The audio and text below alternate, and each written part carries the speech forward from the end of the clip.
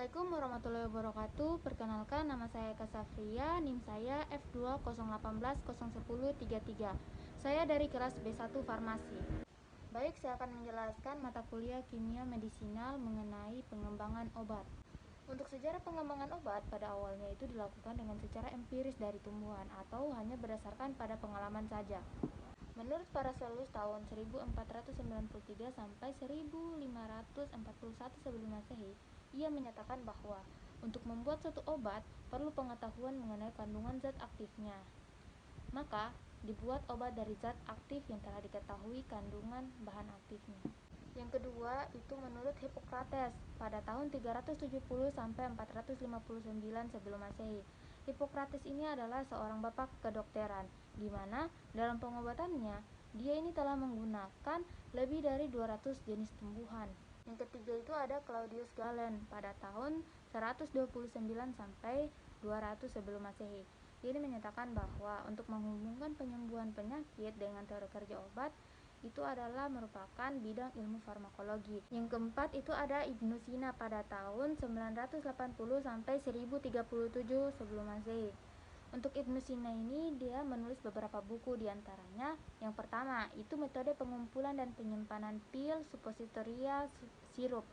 Kemudian yang kedua itu menggabungkan pengetahuan pengobatan dari berbagai negara, yaitu dari negara Yunani, India, Persia, dan Arab, yakni dengan tujuan untuk menghasilkan pengobatan yang lebih baik. Yang kelima itu ada Johann Jakob Woodford pada tahun 1620 sampai 1695 sebelum Masehi, di mana dia berhasil melakukan verifikasi efek farmakologi dan toksikologi obat pada hewan percobaan.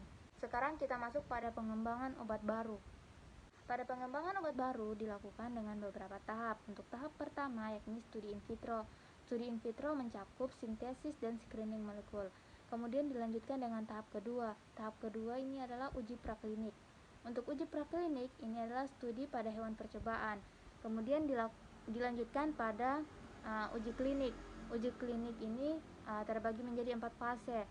Fase pertama ini dilakukan pada manusia yang sehat. Untuk fase kedua dilakukan pada manusia yang sakit. Pada fase ketiga dilakukan pada manusia yang sakit dengan populasi diperbesar. Untuk fase keempat itu adalah studi lanjutan. Kita masuk pada pengembangan obat tradisional. Pada pengembangan obat tradisional dilakukan pada evaluasi klinik dengan tujuan untuk meyakinkan obat tersebut efektif dan aman.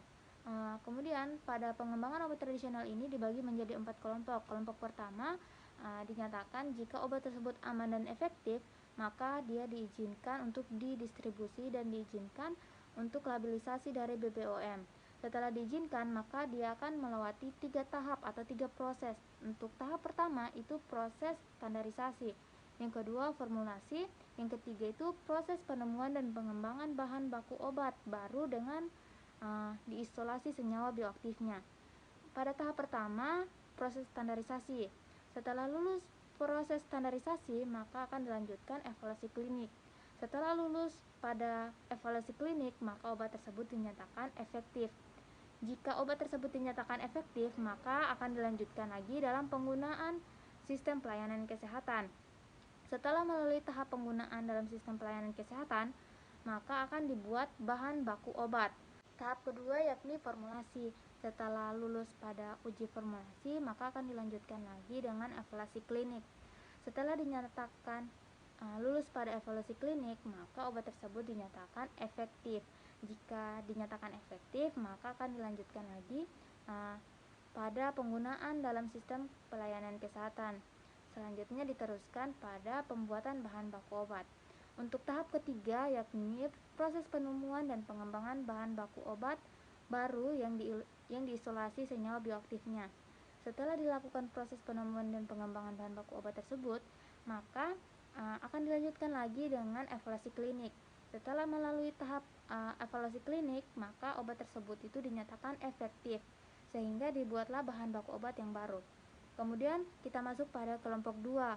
Kelompok 2, jika obat tersebut dinyatakan aman tapi tidak efektif, maka diizinkan untuk didistribusi, tetapi tanpa klaim efek terapi. Pada kelompok 3, jika obat tersebut dinyatakan tidak aman tetapi memberikan efek, maka obat tersebut tidak dapat diizinkan untuk didistribusi, tetapi harus menunggu hasil penelitian dan pengembangan lebih lanjut. Pada kelompok 4, jika obat tersebut tidak aman dan tidak efektif, maka dilarang untuk didistribusi.